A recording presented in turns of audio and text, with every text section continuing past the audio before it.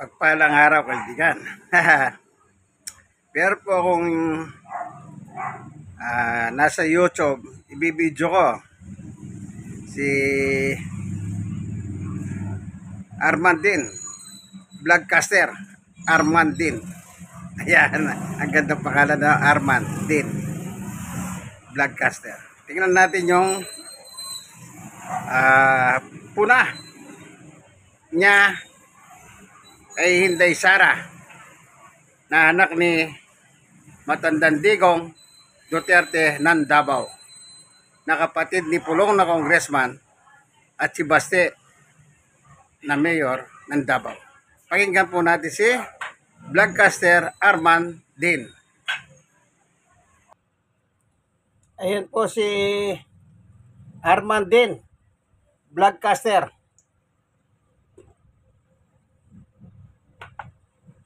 Buenos días, damas y caballeros. Santa Banana. Santa Banana. It's a miracle, ha? Sabi ni Nora Honor, isang himala. May himala. Suddenly, we are seeing the pictures of Vice President Sara Duterte all over the place. Picture na nagdadasal siya sa mga churches, pictures na nagkumakain siya ng fishbowl sa labas ng churches, at more and more, ang statement ng Vice President natin na kailan-kailan lang sinabi na drag me to hell, na sinabi na I will take you to hell, reyna ako ng impyerno, ay ngayon is sounding more and more religious. At sa Feast of the Immaculate Conception nga, last Sunday, inikayat pa niya tayo mga Katoliko or mga naniniwala kay Virgin Mary na to emulate daw, na gayahin daw natin si Virgin Mary, and that is to be more compassionate, to be more generous in spirit towards our fellow men. Parang sinasabi na rin niya na maging forgiving tayo sa kapwa, forgiving tayo sa Vice President natin, kahit kumita sila at the expense ng taong bayan. Kahit ni Singkong Duling ng 612 million, wala tayong napakinabangan, pero pinadisappear nila sa tulong ng mga Vice Presidential Security Group at na hindi na tinawag dyan. Tinerminate ng hearing bago tawagin dyan sa Committee on Good Government ni Congressman Joel Chua. And yet gusto ni Sara ngayon, after all of that, i-forgive na lang natin siya. At magayahin daw natin, maging pareho kagaya tayo kay Virgin Mary. Very compassionate, very generous in spirit, very forgiving. At ngayon naman, sa recent interview, meron naman siyang ganun tema na naman na nasagot nung tinanong siya kung anong masasabi niya sa mga nag-file ng impeachment sa kanya. At ayon dito sa People's Tonight newspaper, sa interview daw ni Sara, sinabi daw niya na wala siyang mensahe sa mga nag-file ng impeachment complaint sa kanya. Ngunit naniniwala siya na ang plano ng Diyos ang Napanood ko po, napakinggan ko kahapon sa news. Sabi niya about impeachment, para wag na daw madamay ang kanyang mga staff. Kasi po, nadamay yung mga staff. Nakita niyo po, napanood niyo sa Quad Committee ng Kongreso, na hospital sila. Dahil po, nagsisinungaling sila. Ayan, ang kinatungan nila, pinakulong sila ng Quad Committee. Then later on, ang sabi nila, nagkasakit sila. Nagpadala sila sa mga doktor sa ospital. Yan. Ayan, kaya sinasabi ni din vlogcaster Armandi na wala daw sinasabi si Sara tungkol sa kanyang impeachment. Sinungaling talaga si Sara. Ang sabi niya, Sige, mas maganda nga yung impeachment na yan para masagot ko ng lahat yan nang wag na madamay ang mga staff ko. Sabi niya po, kasi yung mga staff ko, nagkakandasakit sila. Ngayon sinasabi niya, another nyo, sabi ni Dean, wala daw sinabi. Kita nyo po si Santa Sara? Ubod ng sinungaling. Okay, pakinggan natin, tuloy natin si Vlogcaster Arman D. Ayan. Ano ba? Nakakatawa si Santa. Ano ba? Sabi nga niya, lahat daw na simbahan, pinupunta na nanalangin. Hallelujah! Santa, Santa! Santa ka ba? Okay? Anaig sa huli. Ha? Plano ng Diyos. Sinong Diyos ka na? Kaya ito. Ha? Basta tayo, alam natin, yung Diyos natin, kaya pinipreach na tulungan natin ang kapwa, huwag tayo magnakaw, huwag tayong pumatay. So yan ang Diyos natin. Ewan natin kung sino ang tinutukoy niyang Diyos. Sabi pa niya, and I quote, nung tinanong siya, Madam Vice President, anong masasabi niyo sa how will you address those who are or who filed impeachment impeachment complaints against you? Ang sagot niya ay, nako, wala akong mensahe. Wala akong mensahe sa mga tao na nag-file ng impeachment case sa akin. They can always try. Pero sabi ko nga, sa lahat ng plano ng Diyos, Diyos pa rin. Lahat ay plano ng Diyos, Diyos pa rin. Ang plano ng Diyos pa rin yung nasusunod. So man can only plan. But it's always God's purpose that shall prevail. Wow! So you mean, Madam, it's God's will that you will win over the impeachment case? Kaya ba magrarally ng Iglesia ni Cristo? Kaya ba tinatanggal nyo na si Chis Escudero as Senate President? Kaya ba napailan na ng ethics complaint laban sa mga nagpupush ng impeachment? Ayan, nabanggit yung INC. Sabi nila, 200,000 daw ang lulutang sa rally. Sumasausaw pa ang iglesia ni Manalo. Natatag ni Yumaong Felix Manalo ng Antikristo. Isipin nyo po. Yung nga mga,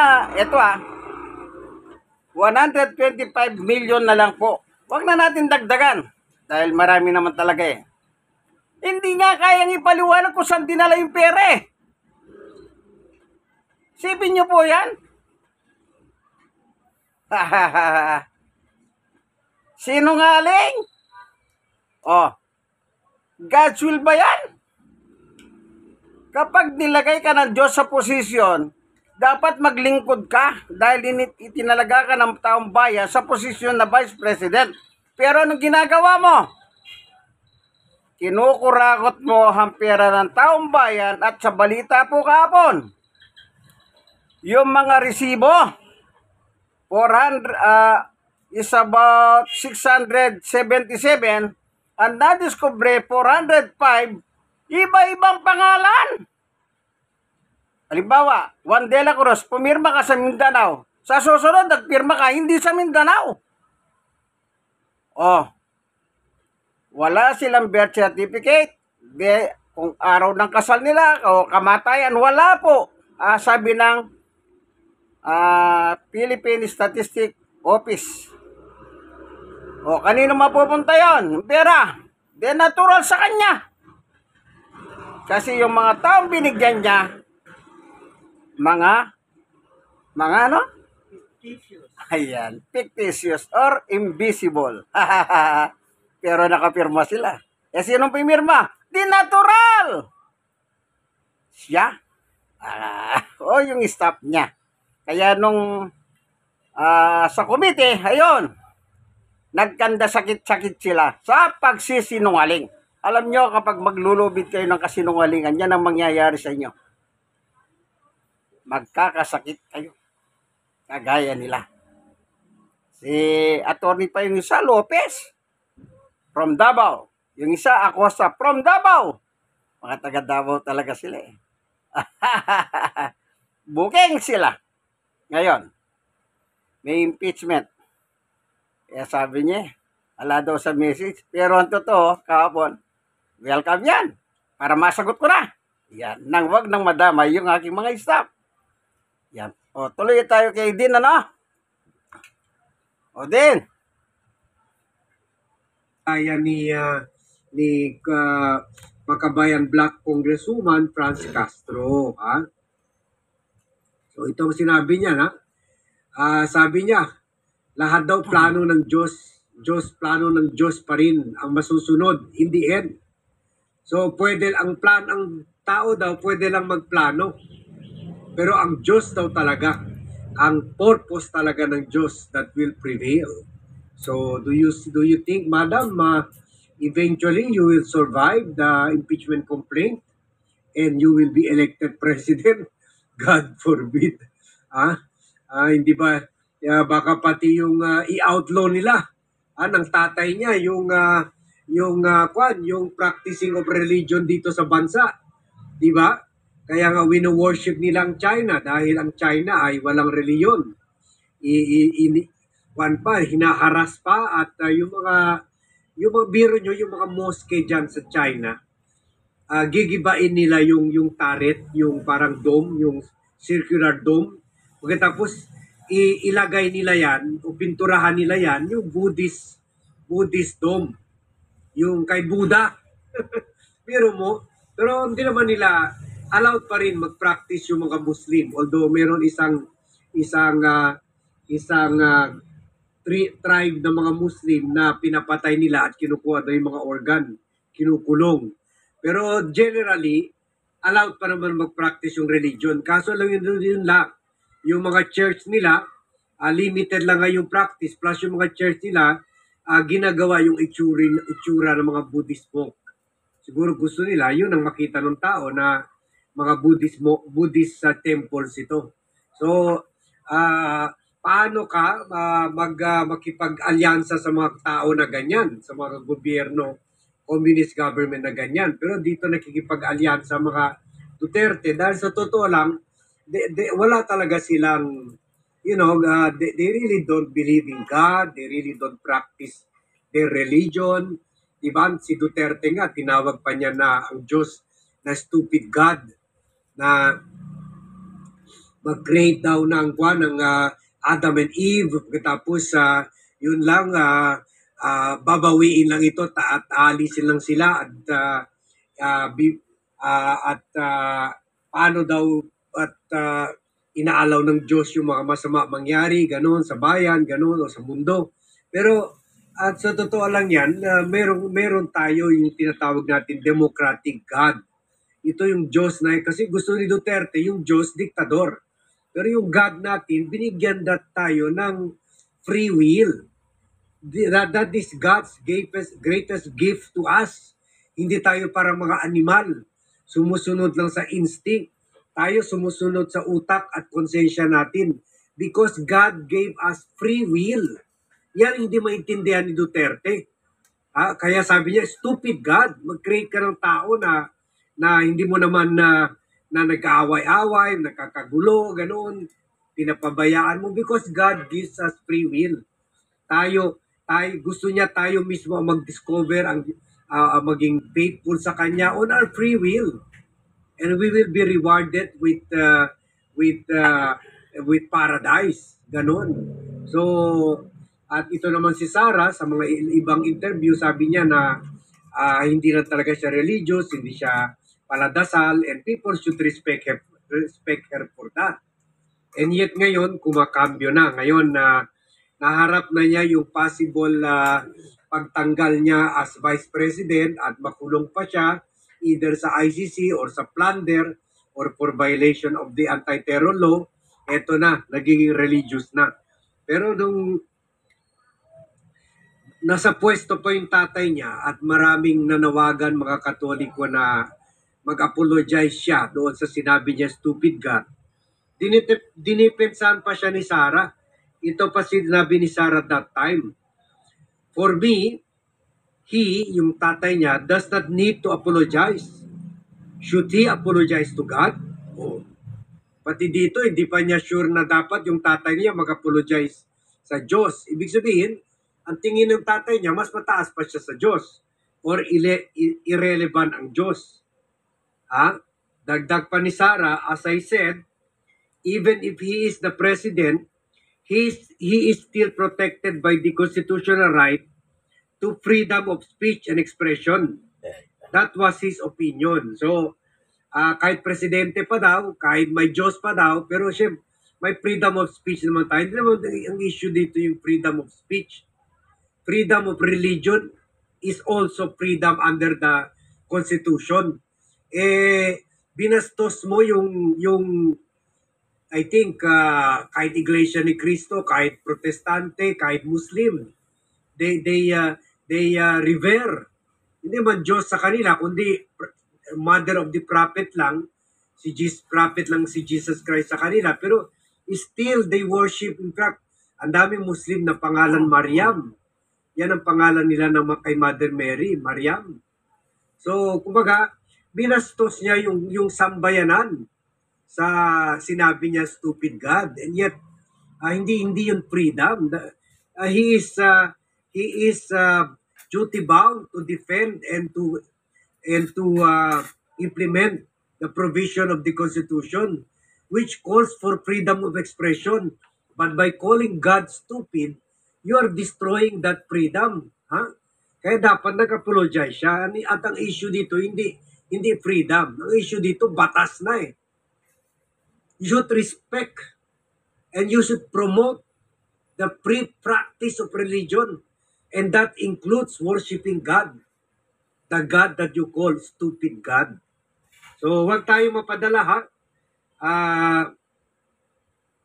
sa mga dumadami na yung mga picture ni Sarah sa mga iglesia, at syempre meron rin dyan picture niya sa Iglesia ni Cristo, sa mga head ng Iglesia ni Cristo, mga manalo na ngayon magrarally sa kanya. So now, she is clearly using Virgin Mary, using the Iglesia ni Cristo, using the Kingdom of Jesus Christ, KOJC, na nag-file ng ethics complaint laban kay Franz Castro. Ginagamit si Virgin Mary on her feast date, the Feast of the Immaculate Conception last Sunday. Kahit tayo naman, we go for peace. In fact, that's what I remember praying for when I visited the Church of Immaculate Conception in Israel. We also yung KOJC, yung kay Kibuloy po sa Davao yon. Na alam nyo ba si Kibuloy? Ayan. Ang sabi niya sa mga video niya, lahat ng inyong kaluluwa sa akin. Hindi kayo makakapunta sa kingdom, hindi kayo dadaan sa akin. Ayan. So hindi niya pagdalo po sa hearing ng Senado and Senator Risa Ontiveros, naisuan po siya ng warrant. Sipin nyo, nagtago. Yan, nagtago sa underground ng kanyang simbahan doon sa Davao Tamayong. Ngayon, may nakapagtimbre. Kaya, yung gumamit ng mga aparato po yung polis, especially General Torre, isang Iglesia ni Cristo. Okay? Siya po pinadala doon. Gumamit ng aparato. Nararamdaman nila kung sino yung tao nasa ibaba. Kung may tao sa baba, yung pagtibok ng kanilang puso. Yan. Nasa ilalim ng lupa na po si Kibuloy. Tinataguan niya ang warrant of arrest na inisyu ng korte tungkol sa pagsasamantala niya sa mga babae at mga kabatahan. Ngayon, nakakulong na po sa Pasig City Jail. Ang sukat ng kulungan, 5 by 8 meter. At ang kasama niyang bilanggo is 37. Dati sa kanyang kaharian sa Davao, malaki, may aircon, malamig. At doon sa paligid ni mga kwarto ang mga kanyang mga chikas na gabi-gabi pinagpapraktisan niya ng kademonyoan niya. Sipin nyo, demonyo yan. Tapos ginagamit niya pa si Kristo. Siya daw ang tatay niya at siya naman daw si Kristo. Kaya yung sinabi ni Jesus sa 1:14 says, I am the way, the truth, and the life. No one can come unto my Father except through me. Inagaw niya yun kay Jesus. Kaya sabi niya, lahat ng kaluluwa, akin.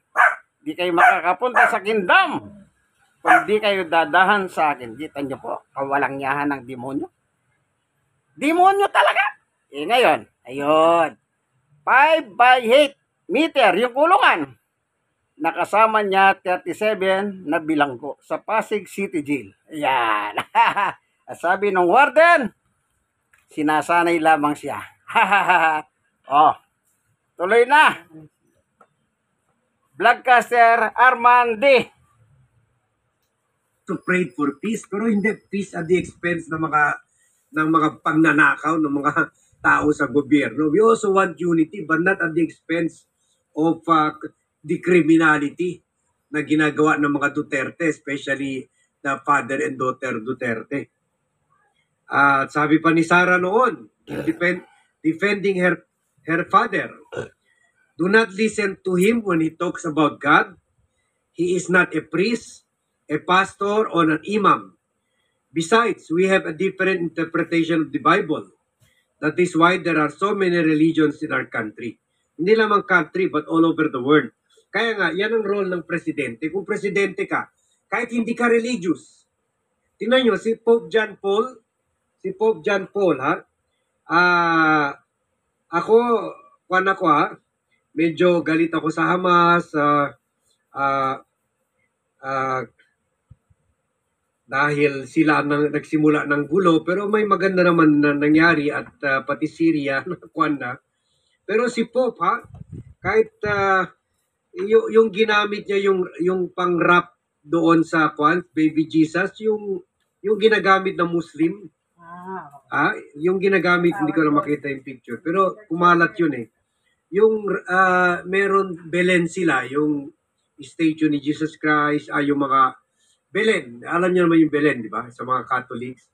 Ang nakarap kay Jesus Christ, yung ginagamit sa ulo ng mga Muslim, yung checkered, I forgot the name of that. Pero meron ako nun, na binili ko rin sa Jordan.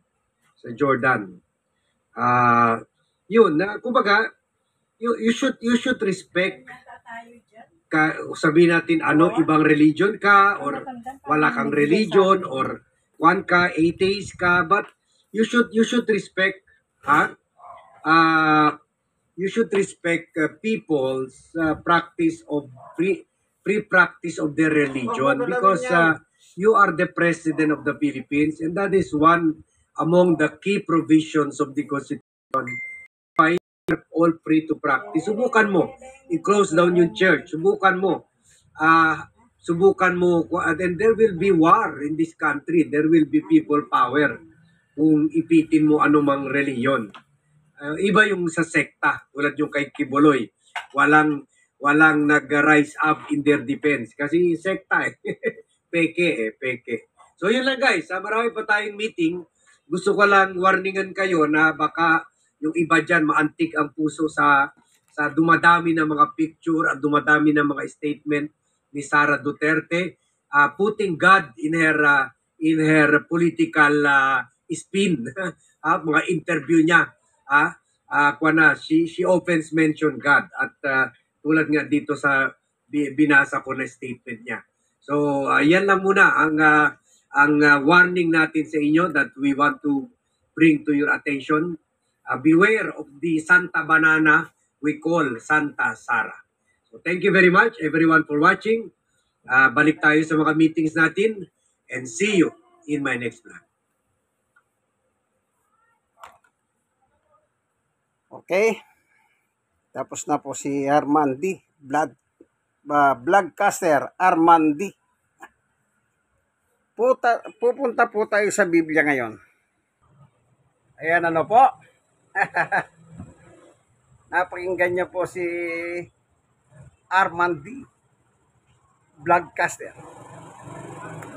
Alam niyo po, yung sinasabi ng Iglesia ni Cristo na magrarally is about 200. Alam niyo, tawag ko sa Iglesia ni Cristo na tayo ni Yumao Felix Manalo ay Antikristo. Ang founder, siya po nagmamayari niyan ayon doon sa rehistro nila sa SEC. Kung ang pag-uusapan ng nagtayo, nakalagay po sa kanilang pasugo yan. Kung sino nagparehistro, siya nagmamayari. Yan, nagparehistro si Felix Manalo, napatay, kaya siyang nagmamayari ng Iglesia ni Cristo. Kaya ang tawag nila dyan ng ibang reliyon ay Iglesia ni Manalo. Nagagalit sila pag sinabing Iglesia ni Manalo eh. Pero ayon sa rehistro nila. At sa pasugo ng kanilang magazines. Kaya ko po sila tinatawag na Antikristo. Meron po akong batayan sa Biblia ayon sa doktrina nila din. Eto.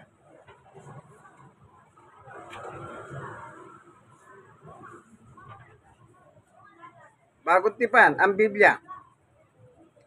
Hebreo 1:8. Ngunit tungkol sa anak ay sinasabi, ang nagsasabi ang Diyos, patungkol sa kanyang anak. Ang iyong luklukan o Diyos ay magpakailanman, at ang setro ng katwiran ay setro ng iyong kaharian.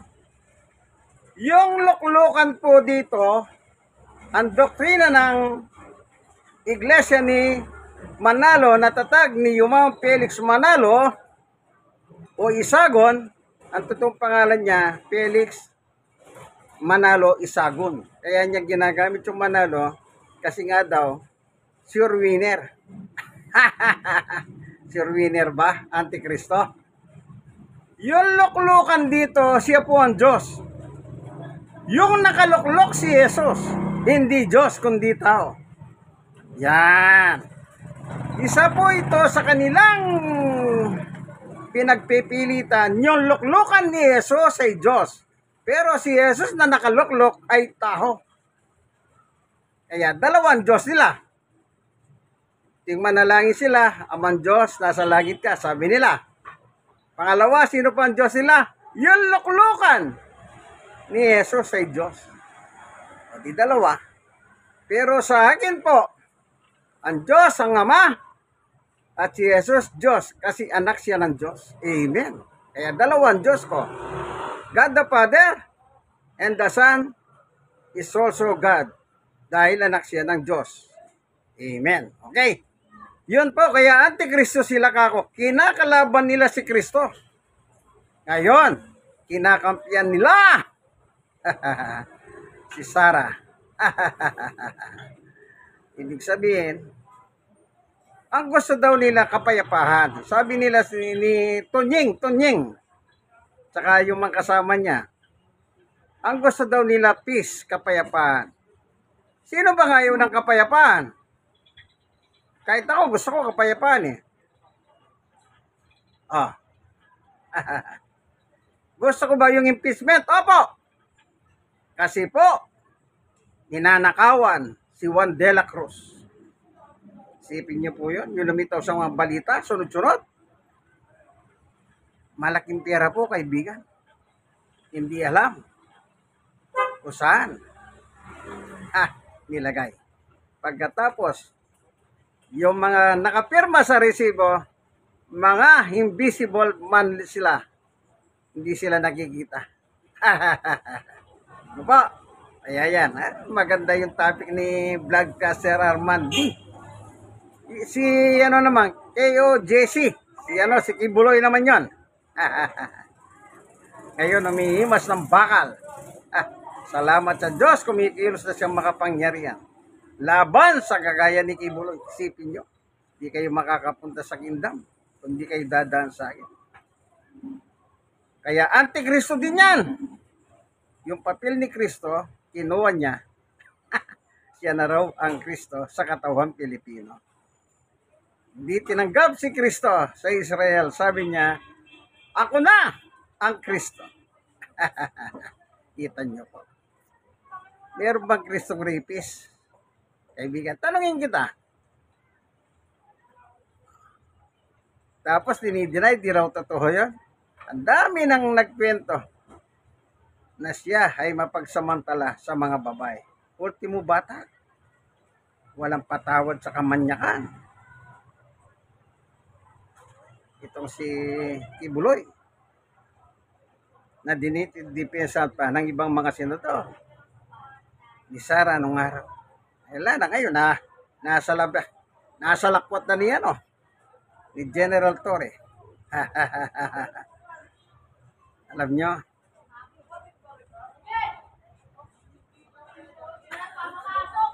narinig natin si Armandiano po. Sige po, hanggang dito na lamang ang ating munting video. Sana meron po kayong natutunan. Sana meron kayong natutunan. Bakit po?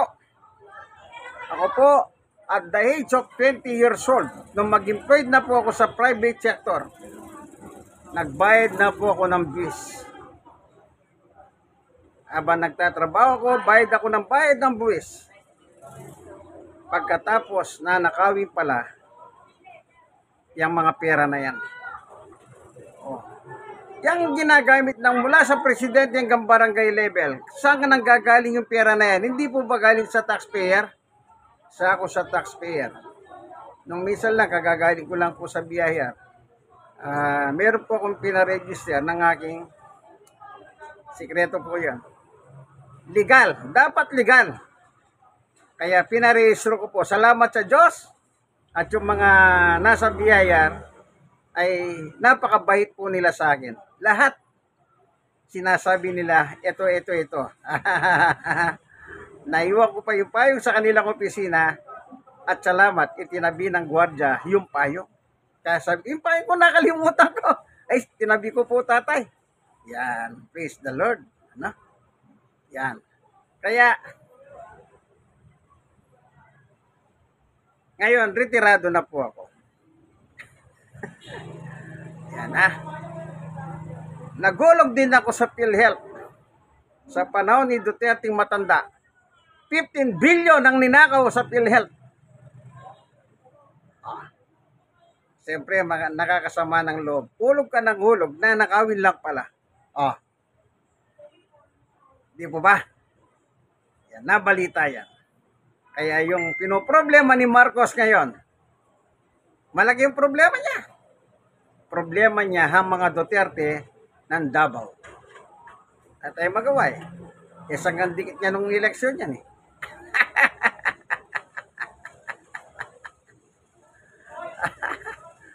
So, yung magrarally, sabi nila, sinusuporta namin ng opinion ng Pangulo PBBM. Bakit? Yung ginawa ni Sara, hindi nyo ba sinusuportahan mga ISC na tinayo ni Johan Felix Manalo? Mandarambong siya. Ba't di kayo kumikibo sa mga ninakaw niya? Isa lang ang babanggitin ko, yung 125 million lang binabanggit, pero marami pa. Ba't hindi kayo nagrally?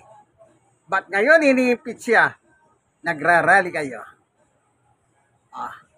Kasi ang Diyos ninyo, ay yung mga INC ninyo, mga Felix Manalo, ang Diyos ninyo, 2 Korinto 4:4. Basahin ko po, panguli.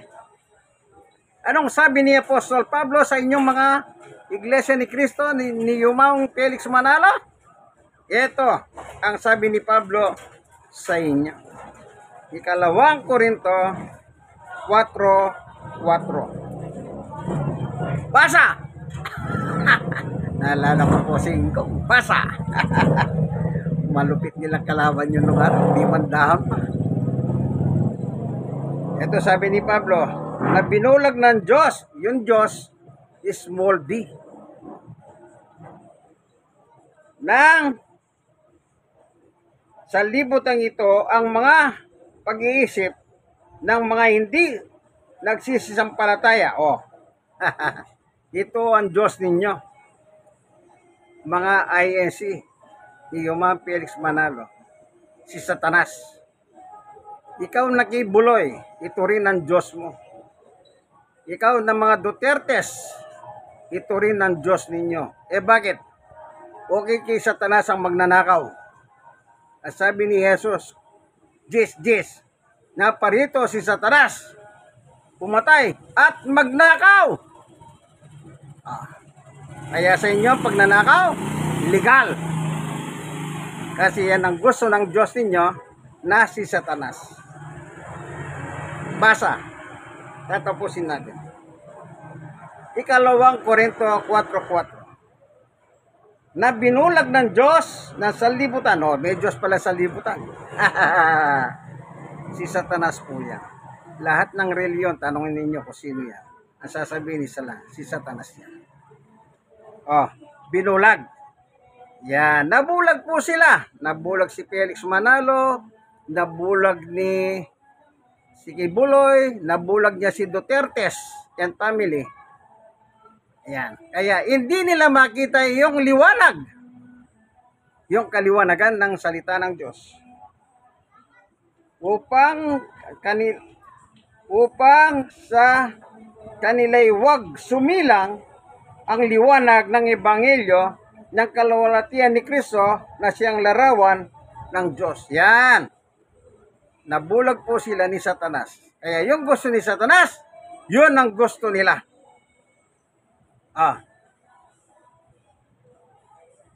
Si Apollo Kibuloy, sabi niya, pag hindi nyo sinunod ang gusto ko, tinatakot yung mga babae, yung angel of death, papatayin kayo, pupuksayin kayo. Yan po yung kanyang sundalong pumapatay.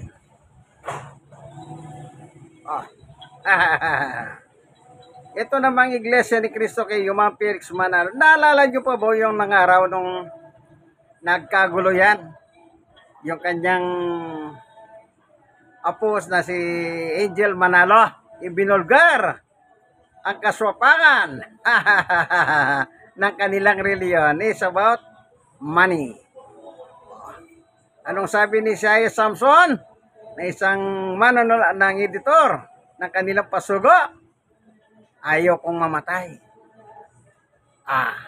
Ibig sabihin, may pumapatay sa kanila. Ayun. Sabi ni Isaiah Samson, buti natakasan namin sila. Araw ng pagsamba. Kunwari, sasamba kami. Ayan. Nasa house arrest po sila. Napanood ko sa YouTube yan eh. Kaya yung nag-comment, sabi ko, panoorin mo. Napanood ko lang si Isaiah sa YouTube ka. Ayan. Nakita nyo na. Si Duterte naman, ayun nga, stupid God. Ang tawag niya po sa Diyos, stupido.